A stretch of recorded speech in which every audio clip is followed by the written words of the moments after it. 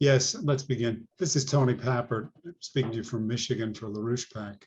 And we're beginning the second class in a series by Bruce Director on Schiller's treatment of the 30 Years' War. I just say very briefly to leave the time to Bruce that the world is in the midst of a multifaceted, complex crisis, of which the war currently in Ukraine, which is reaching a critical phase, is one part, but only a part. And in this crisis, America and Americans, and what Americans do with this country and from this country, is critical to the outcome. And the question before us now in mid-April is, will we Americans measure up to what's required? Will we play the part which is required of us? Now, as Bruce discussed in the first class, the last one, which was the first class, the history cannot be understood from chronological events. History cannot be understood from analysis of the personalities involved in history. And he cited the example of the great tragedians, of whom the German Friedrich Schiller was one, as basically the successor to Shakespeare. Bruce cited the great tragedians as the real historians, that if we are to learn history at all, we must learn it as tragedy, as they shaped it and presented it, which means, as one of the emails for this show said right out, that history is not a spectator sport. Tragedy is not a spectator sport.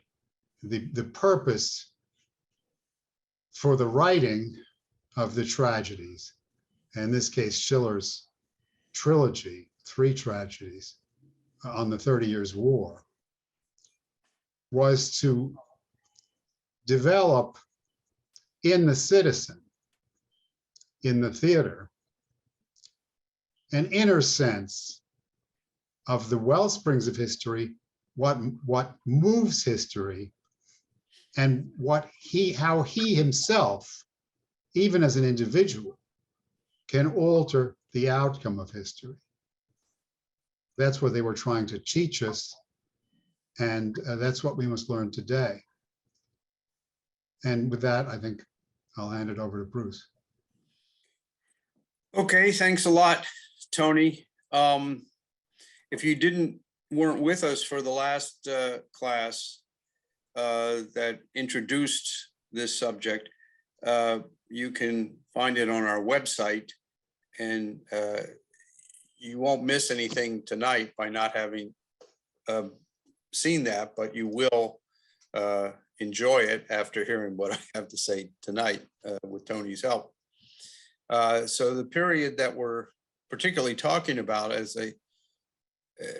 just to introduce the subject, is the 30 Years' War, which is the war in mostly Central Europe, but it spread to basically all over Europe. It occurred between 1618 and 1648.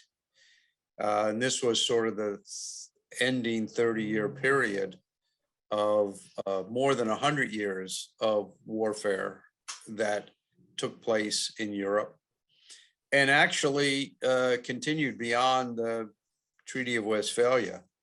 5 years after the signing of the Treaty of Westphalia, which ended the 30 Years' War, war broke out again in Europe, and pretty much continuously up to this day. Now, Schiller, who lived at the time from 1759, I think, to 1805. So this was the period that was leading up to the American Revolution, and saw the American Revolution and the French Revolution, the one good, successful revolution in the United States, and the disastrous of the French Revolution, which had many characteristics of the failings of Europe, was a historian, professor of history, as well as a great poet and playwright. He wrote the Ode to Joy, which was the poem that Beethoven adopted for the Ninth Symphony. And so he's an artist, and he wrote quite a bit about the subject of art and the subject of history. He wrote two major histories that roughly encompass this period. And the one we're discussing now is the history of the 30 Years' War. Now, he also wrote at the same time and completed afterwards a three-part drama, which is often called the Volenstein drama trilogy, which is made up of three plays, one prologue and two longer full plays that use the setting and the events to depict some of the crucial dynamics that lessons learned. And we'll get into that next week. But between last week and today, I want to present to you some of the principles of the history of the 30 Years' War. Now, Schiller's history is notable, unlike what you probably were exposed to in your history classes and what passes for history books today in the popular literature. As Tony said, was not a series of just recounting of dates and events and so forth, or an attempt to try and impose modern analysis onto the events that took place in this time period. But Schiller was quite focused on trying to allow the reader to understand what were the underlying processes that were actually governing this period. And of course, everybody's familiar with Shakespeare's famous line from, I think, As You Like It, where all the world's a stage and everyone's playing its part. And that's somewhat like most of these sayings are taken quite, become cliches and really have no meaning. It does have a profound meaning that when you look at the developments on a world stage, you see that the actors on the stage and everybody else is really being guided by an underlying dynamic, and tragedy occurs when people can't break out of that. You will find, when you look at both Schiller's history of the 30 Years' War, as well as all the other sources about what actually happened, a lot of similarities to what's happening today. But the similarities of events is not really the point that I want to focus on. It's more the way in which the very principles of historical development, the principles of human behavior, the principles of man's relationship to man and man's relationship to nature actually govern the behavior of the characters in history. And so we can learn a lot, not just about the events, but about how to change the dynamics which cause those events to occur in the way they did.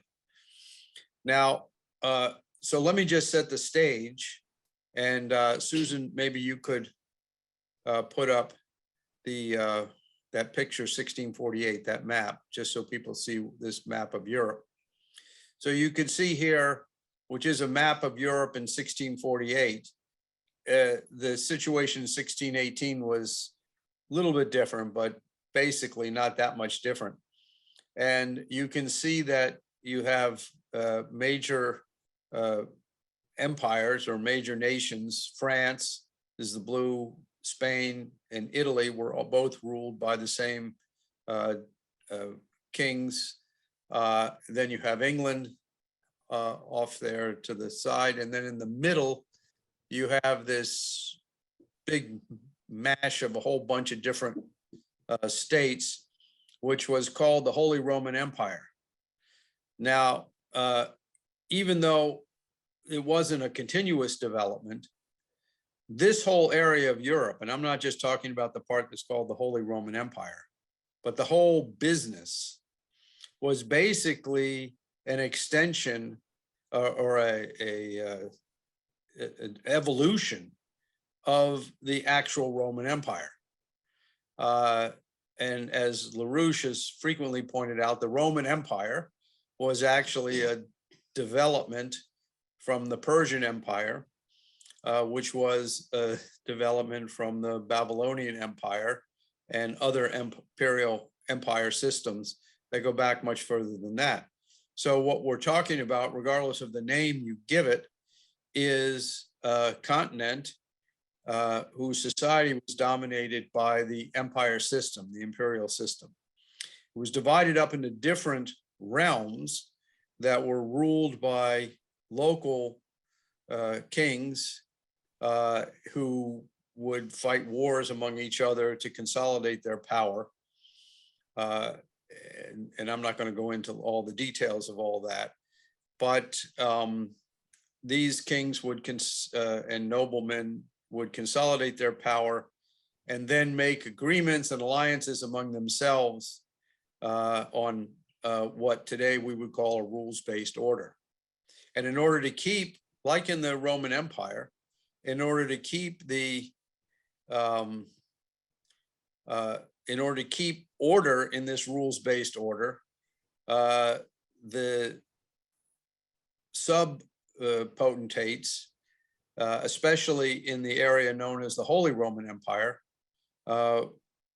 developed a system in which they would elect an emperor from among them. The emperor would also be the king of some land area and society, but he would become the emperor of the Holy Roman Empire, and under his name, there would be lots of squabbles and fights and everything else, but these squabbles and fights would ultimately be settled by imperial decree. Now, like any mafia-like system, these things always fell apart. And that's what was occurring at the time of the 30 Years' War. So, for example, you had, prior to the 30 Years' War, you had the Charles V of Spain, who was a Habsburg, who was also the Holy Roman Emperor. And he had a branch of the Habsburg family, which was German, that was headquartered in Vienna. And they ruled, they had separated from the Spanish Habsburgs and had established themselves as the emperor of the head of the Holy Roman Empire. So it gets quite intersticing through all this, with all these various things. But nevertheless, you had Europe being dominated by a imperial system. Now, I developed more detail last week, and I'll just reference it today, that this, the role of religion in the imperial system. Now, as I said, and I think it's quite appropriate, without digressing, that on this Easter weekend and weekend of Easter and Passover, that we're talking about a religious conflict in the Roman Empire. And this, of course, it's obvious that Jesus, his followers, were enemies of the Roman Empire, and Jesus was crucifixion was ordered by the Roman Empire. That this fight that is represented by the Christian movement continued in the Roman Empire up to this time, and I guess you could even say today. as a religious conflict. And I'm not going to digress and go into all the various details of the religious conflict, except to point you, I think, which I think is one of the best ways to get a handle on this, is to read St. Augustine's Confessions of God. City of God. City of God. No, the City of God. And then he also had, And then the Confessions. I meant the Confessions, which I think is more accessible and also a lot shorter, in which he describes basically how this was working in the Roman Empire in 300 AD or so. And this was around the time also where the Christian religion was, or the Roman Empire was transforming itself from being hostile to the Christian religion to one in which it was actually trying to take over and run it. So when we talk about the religious conflicts in 1618, we're not talking about honest theological disputes. We're talking about political disputes. And Schiller makes this point in the very beginning of the 30 years of his history, in which he says, if you think this is a religious war, that's wrong. It's a war that was of princes and potentates who were fighting each other for power and control. On the other hand, if you think it's a political war, you would also be wrong, because no armies could have been mobilized and no power could have been exercised if not in the name of religion. So you could take the map off, Susan. I think people get a sense of where it goes. And just to sort of recap that history, I'd point out also that the famous book, Decline and Fall of the Roman Empire, which was written by Edward Gibbon around the time of the American Revolution. Gibbon was a British aristocrat who went to France and converted from the Church of England to Catholicism, and then came back to England and reconverted back under pressure from his family. He wrote this incredibly long and tedious book called The Decline and Fall of the Roman Empire, which was written as sort of a guide for the British Empire to say, let's look at what happened in Rome and what worked and what didn't work, so that as we develop our empire, we will be able to surpass Rome, which was the main goal of Britain, and of course what our founding fathers rebelled against. So I point out a couple things which might surprise you, which is that given this book is very long, it's huge, but he cites that the Roman Empire began with Caesar's crossing of the Rubicon and ends with the Council of Florence in 1437, which was basically the start of the Renaissance. Of course, the Roman Empire, this system continued past that, leading into the events which we're discussing tonight. The other thing I think that's useful to reference from Gibbon is that he also addressed the religious conflict, which was at the heart of the 30 Years' War, which was supposedly a conflict between Protestantism and Catholicism, as actually originating in the early days of the Christian movement, between basically cults and different cults who he cites as the precursors of the Protestant Reform movement. So you had, and as Augustine points out, and others, and Cusa in particular, Nicholas of Cusa in the period of the Council of Florence, that these so-called religious debates are really fallacious, and that the real argument and the real issue that drives politics and society is actually what is the nature of man. And as Cusa advocated, and Augustine, and I believe Jesus and the early Christians, as well as the Jewish movement associated with Philo of Alexandria, who was a contemporary of the apostles, that the issue of man is outlined in Greek philosophy, that man is fundamentally different than all the animals because of the nature of human creativity.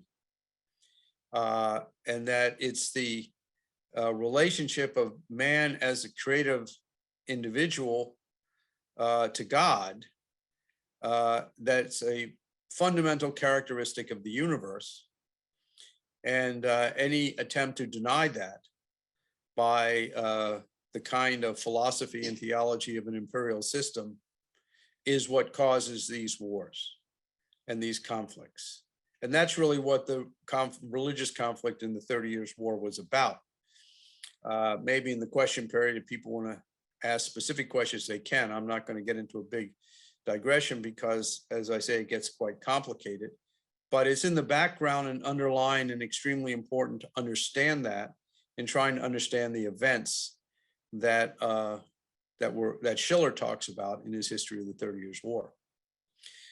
So the after the Renaissance period, you had a huge reaction against it, and the real fight, as I say, was between, as LaRouche has also indicated, was the fight to establish the idea of a sovereign nation state based on the idea that man is created in the image of God, but by virtue, and this is evident by virtue of man's creativity, the ability to discover principles of man and nature and utilize those discoveries to change man's relationship to himself and to nature, and thereby increase man's power in and over nature. This characteristic is not just a unique characteristic of man, but two, must also be the basis on which society is organized. Therefore, you had to break from the imperial system and establish a nation state in which these principles were the basis for the organization of society. And the efforts to create such a nation state in Europe were failing. And as I mentioned and went into more detail last week, that failure fueled an effort to bring a colonization into the Americas, particularly the colonization into North America. So while we're discussing the events tonight that were happening in Europe in this period of the early to mid 1600s, this was also the period in which the very basis for the founding of the United States was occurring. And they were occurring because they realized that you could not create this idea of a government based on man's unique creative capabilities in Europe because it was too corrupted by the imperial system. So, and the corruption expressed itself in what appeared to be religious conflicts, but they were not really religious conflicts. And by the time of 1618, you were at the end of a long period in which various political powers were using religion in order to advance their political cause. And this came to a head, just to presage it, in 1555 with an agreement called the Peace of Augsburg, in which it established the ability of a sovereign to determine the religion of his subjects. Now, if you remember that map, you'll see that there might be some big countries in there. Even in the big countries, they were subdivided into little fiefdoms, some big like Bavaria or Bohemia, and some very small, like one little town, which might have been ruled over by some local potentate or a knight. In fact, there were 1,800 separate sovereignties within the Holy Roman Empire itself, 230 in Germany. And some of these were so-called secular sovereigns, that is, kings and noblemen and stuff like that. And some of them were ecclesiastic areas, that is large land areas that were ruled over by a bishop or an abbot. One of the most powerful was the Bishop of Mainz, who had his headquarters in Mainz on the Rhine River, which encompassed a huge area along the Rhine in central Germany. And there were noblemen and so forth who lived in there, but the church picked the head of the state, which was a bishop. So you had these kinds of religious control. You also had secular control. And as Protestantism began to develop, different noblemen would change their religion to become a Protestant or a Catholic, depending on what was advantageous to them. And when they did, they would then confiscate the lands. If they switched from Catholic to Protestant, they would confiscate the church lands, and this caused a lot of conflict. So you had an agreement in 1555 called the Peace of Augsburg, which was an agreement that whenever a sovereign changed his religion, then everybody in his realm would have to change their religion as well. And if you didn't want to, you had a certain amount of time, relatively short period of time, where you could sell all your stuff and get up and leave and go to some other place which had your religion in. And if you didn't, you had to change. Now, there also was the case where these noblemen might persuade a bishop or an abbot to switch their religion, in which case the church lands were then, he was supposed to resign, and the church lands were then taken over by the local sovereign. So this was supposedly a peace that was supposed to settle all these things, but it didn't settle anything because it was all done within this idea of an imperial system. And so the conflicts continued to grow until it came to a head in 1618, when the then king or the emperor Matthias of the Holy Roman Empire didn't have a heir.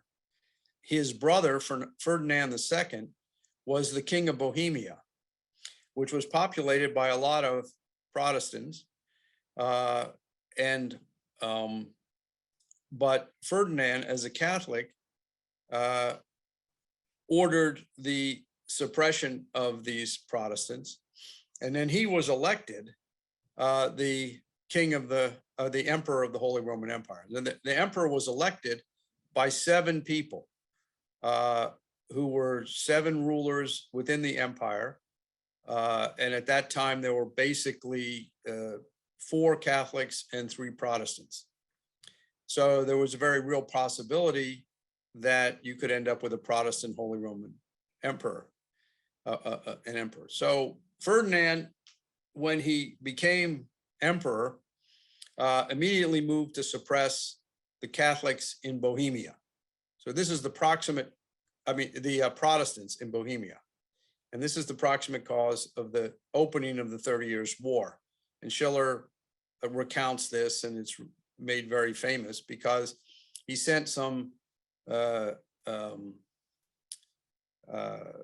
emissaries to Bohemia to put down the revolt, the opposition, and they were confronted in the castle at Prague by Count Turn and some other Protestant leaders who demanded they rescind the order, otherwise they would pay with their lives. So they took them up to the top of the castle, which was the ritual that by which these things were generally done, and they were thrown out of a window. And this was called the Defenestration of Prague. It was actually the third defenestration of Prague. Apparently, this was a fairly typical way of doing business back then. And these emissaries, it was about 80 feet up, and they were expected to be killed by the fall, but instead they fell into a huge manure pile. So the Catholics said this was an act of God and proved that the Protestants were evil. And that began the 30 Years' War. So the Protestants, after throwing the king's men or the emperor's men out of the window, decided they needed a king in Bohemia. So because you couldn't have a nation without a king. So they asked the elector of the Palatinate on the Rhineland, Frederick IV, who was the son-in-law of James I of England, who was a Protestant, to become their king. And he accepted and became the king of Bohemia, but it only lasted for a few months. That's why he was called the Winter King. And then what happened was, as soon as that happened, the Protestants raised an army and they marched down to the gates of Vienna and were threatening to overthrow the emperor directly. So the emperor, being desperate, hired an army. And this is where we introduce the characters of this affair. And the main character is Albrecht von Wallenstein, who was also known as the Duke of Friedland. And you're going to hear a lot about him. But he was originally born in Bohemia. Czech was his native language. But he was born as a Protestant, and he got an education in languages. He traveled all throughout Italy. And then he converted to Catholicism and went back to Bohemia and married a wealthy woman who had lots of estates. And when she died, he gained access to all her money. And he was a military man, and he raised a mercenary army, which went to war against Venice, went to war against the Turks, and he built up quite a reputation as a swashbuckling, powerful, brutal military commander. So when the emperor needed, and he offered his services, somebody to save Vienna, he hired Wallenstein, who agreed to do it as long as he could finance his operations by looting friend and foe alike. So he raised a huge army. They would march into various areas and basically destroy everything, not only the enemy, but all the friends. They would take all the food, take all the property, levy taxes, and just was like a marauding band, a marauding army. And by the first few years of this war, Wallenstein successfully marched his army all over the northern part of Germany. The King of Denmark intervened to defend the Protestants, and Wallenstein went after him and took over most of Denmark as well. And that was the situation in the beginning, after the first few years of the 30 Years' War. And I'm not going into all the details of all the battles and everything else. I'm just sketching this to give you a sense of the dynamic here. So Wallenstein had built this huge army, had captured huge amounts of territory, had defeated the Danish and also their allies, the Protestant mercenaries under Count Mansfeld and others, and along with and it was an army that encompassed soldiers, mercenary soldiers from every country within the empire: Spanish, Italian, Croats, everything you can imagine. They all would come to Wallenstein's army because this was the place where there was business. This is the place to live. So you had these armies which were filled with mercenary soldiers who were for whom this was a job. You had the hangers-on of the army, the merchants, the peddlers, the gamblers, the prostitutes, everybody who sort of decided that there was no way to make a living or live under these conditions, so they just became living off the army. And this was the economy, the society, the business, everything that was going on. It was absolutely devastating. But by this time, Wallenstein had been so successful that it appeared that the empire was going to not only survive this defection, but also emerge stronger than it had ever been. Now, if you can remember back to that map, you see that a big country close to the empire was France. And on the southern end, yeah, you can put it up again. And so France to the south was confronted by the Spanish Habsburgs. To the north, it was confronted by the Spanish occupation of Flanders. And to the east, it was confronted by the Holy Roman Empire. So France was in a vulnerable situation. And this is where we introduce another important character in the play, a man named Richelieu. He was known as Cardinal Richelieu. And he was a French cardinal.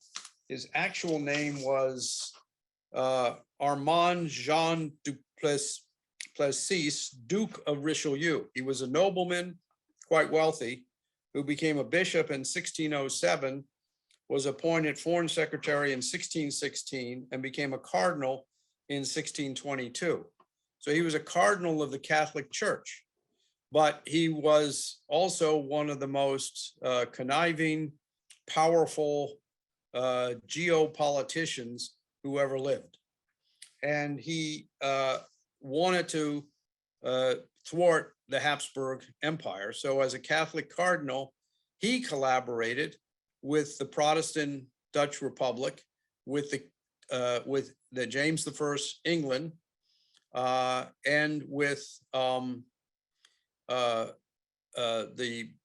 Protestant states of Germany, financed them, pledged their support. And this was at the same time that Richelieu was engaged in a massive, brutal suppression of the Protestants in France, which were known as the Huguenots.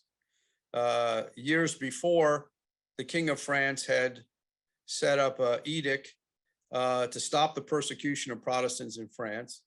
And Richelieu revoked that edict and went full bore to try and militarily starve and defeat the Protestants, the Huguenots.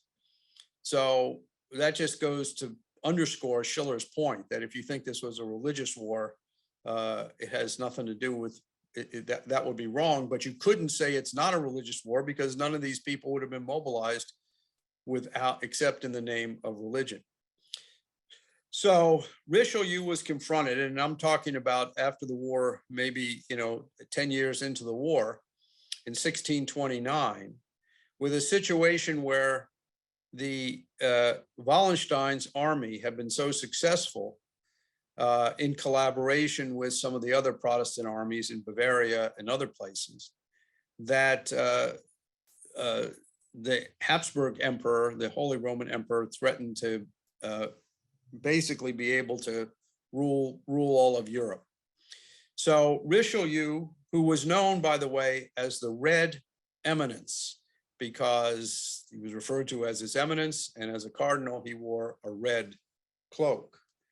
But he had hired a man named Francois Leclerc de Tremblay, who was another minor nobleman, French nobleman, who became a soldier, a mercenary soldier, and fought in armies around the world.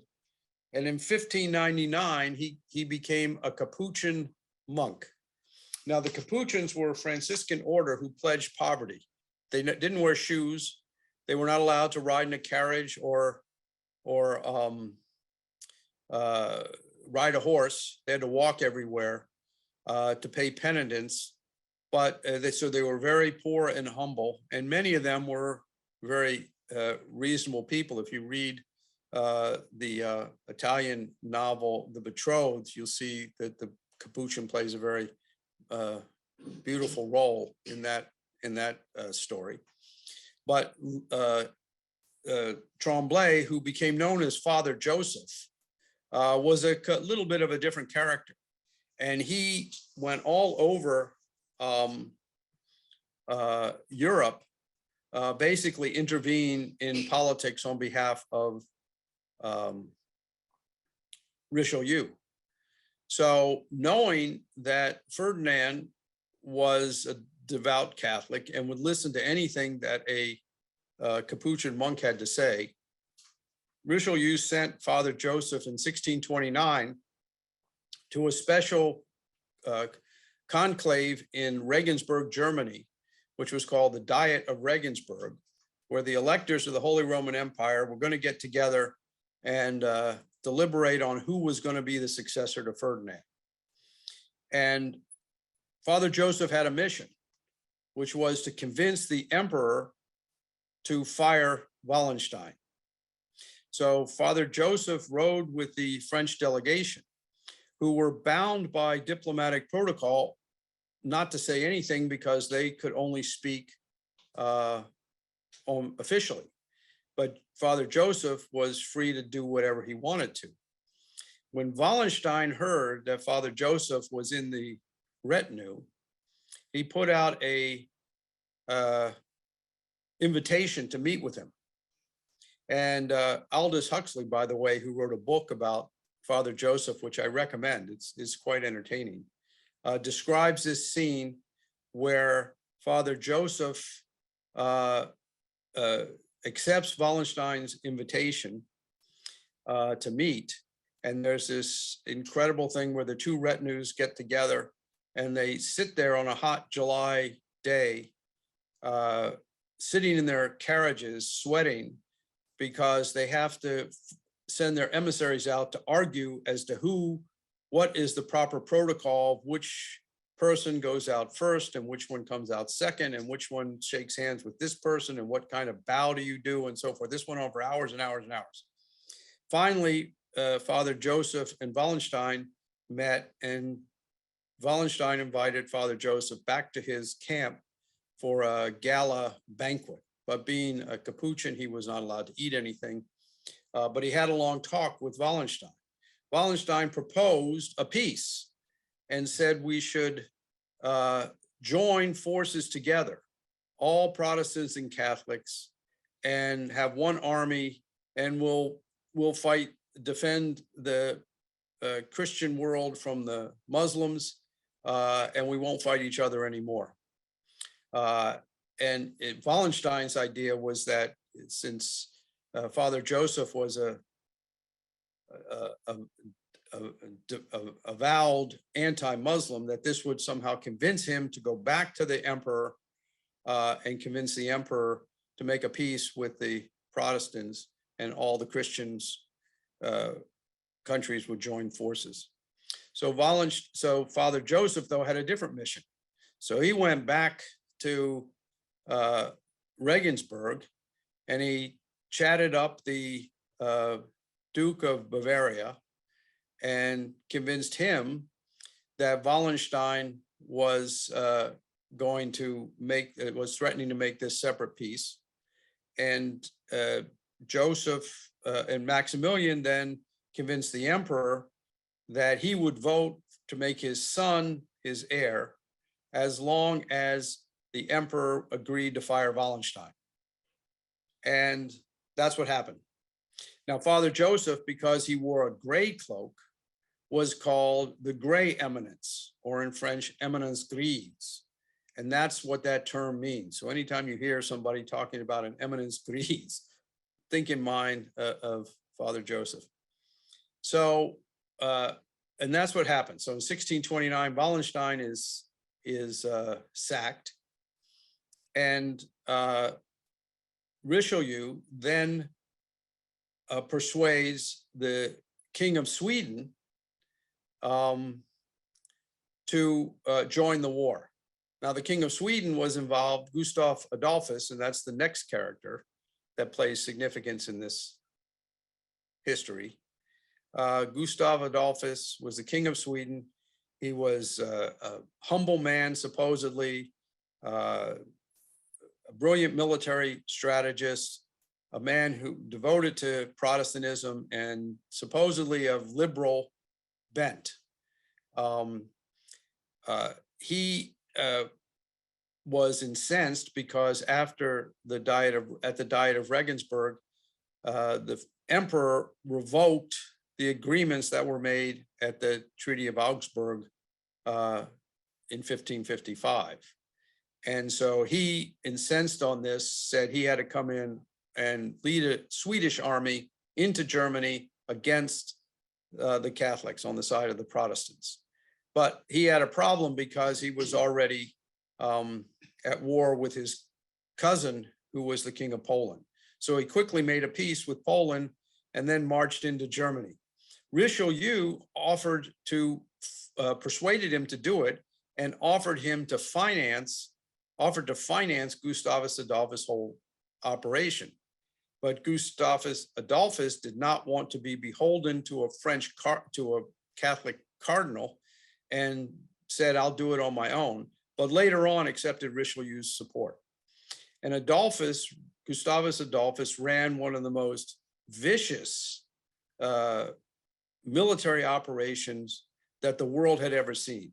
He marched into Pomerania, stripped everything bare, people starved, the whole place was destroyed, and his army continued to march and march and march. And because Volenstein was sent back to Bohemia and taken off the field, Gustavus Adolphus made his way all the way down to Bavaria. Well, at that time, now it's 3 years later, 1632, and the emperor is confronted with the fact that he's on the losing side again. So he's persuaded that he has to bring Wallenstein back in. Wallenstein says, I'll do it, but I'll only do it on one condition, that I have total control of everything that happens with my army. I decide what the strategy is. I decide what I'm going to do. I control everything. The emperor first proposed a joint command with one of his trusted commanders, the Bavarian Duke Maximilian. Wallenstein rejected that, said, I would never do that. I have to have total command. The only thing I ask from the emperor is that I be allowed to do everything I do in the name of the emperor. I will not, that's all I want from the emperor. I'll pay for the whole thing myself. The emperor, of course, was broke because he was depending on financing from the Spanish Habsburgs, who had all this gold and silver and Spanish mines in South America. But because they were broke, they had to borrow all this money from bankers to mortgage the gold and silver that was still in the mines in the Americas. And so the emperor agreed to the deal. As soon as Wallenstein was installed in this position, he sent emissaries to Gustavus Adolphus and the Swedes and said, let's make a peace. Let's stop this fighting. The Swedes refused, and Wallenstein went on a brutal military campaign. And more people were killed, more and more countryside was destroyed. It was the most brutal war that Europe had ever seen. The population of Germany dropped by 1/2 during this war period of 30 years. And it didn't get rebuilt until the late 1800s. Now, or the mid 1800s. So this was all in 1632. And Wallenstein, behind the back of the emperor, but in the emperor's name, was negotiating to make a peace with the Swedes. And the two armies came to a clash in 1632 in a town of Lutzen in southern Germany. And in that battle, Gustavus Adolphus was killed. And Wallenstein, even though he had the upper hand, basically withdrew from the fight and allowed the Swedes to win the battle, even though their king had been killed. Now, Schiller recounts this scene, and in a very interesting way.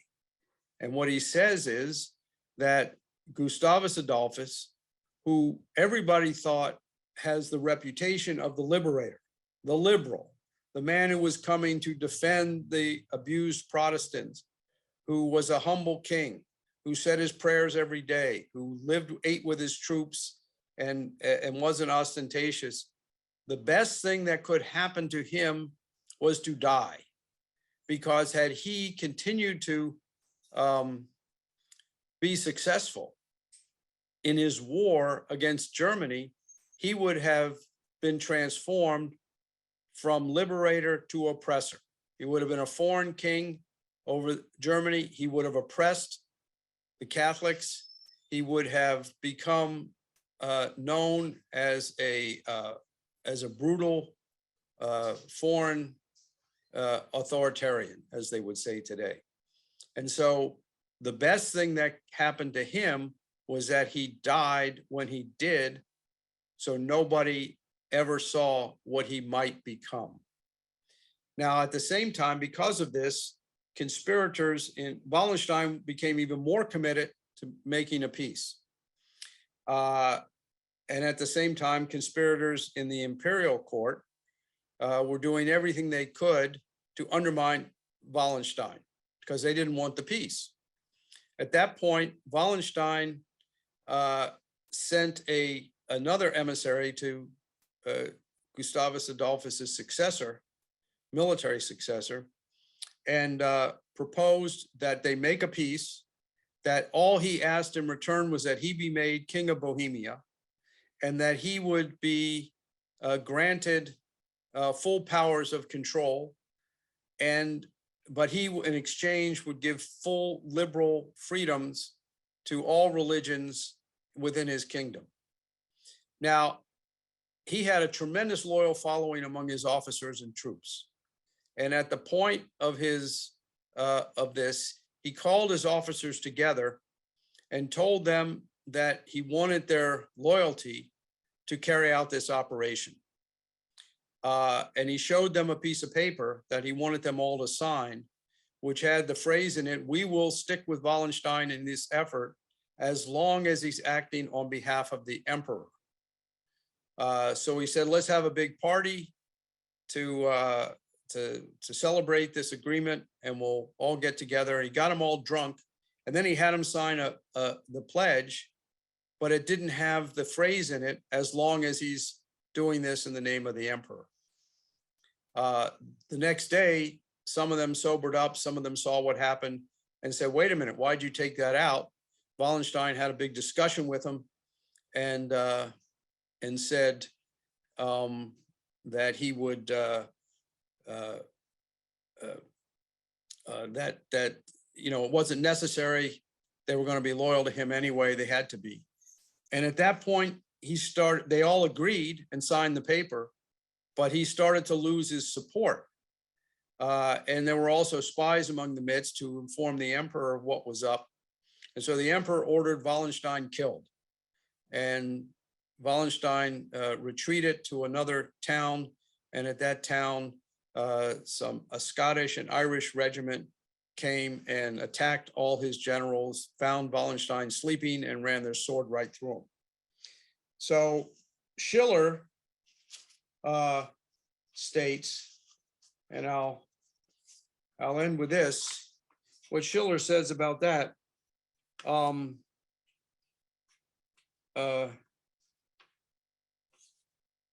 Schiller says, not it. Well, I can't find it, but anyway, Schiller, I mean, if I find it, we can take it up in the question period. But Schiller says, here was Wallenstein, the great generalissimo who had all this power, wanted more brutal military leader. was out for himself, for wealth and power, but he wanted a peace, and he would have granted that peace as a prospect of granting that peace, full religious liberty, which was the cause of the war in the first place. And Schiller says the crime of Wallenstein was not that he was a rebel, but he became a rebel because he couldn't, because he was breaking with the emperor. And the people, the main problem we have in recognizing what Wallenstein was doing, that his enemies are the ones who lived to write his history. So I think I'll stop there and open it up for questions, because I'm sure I gave you a full load.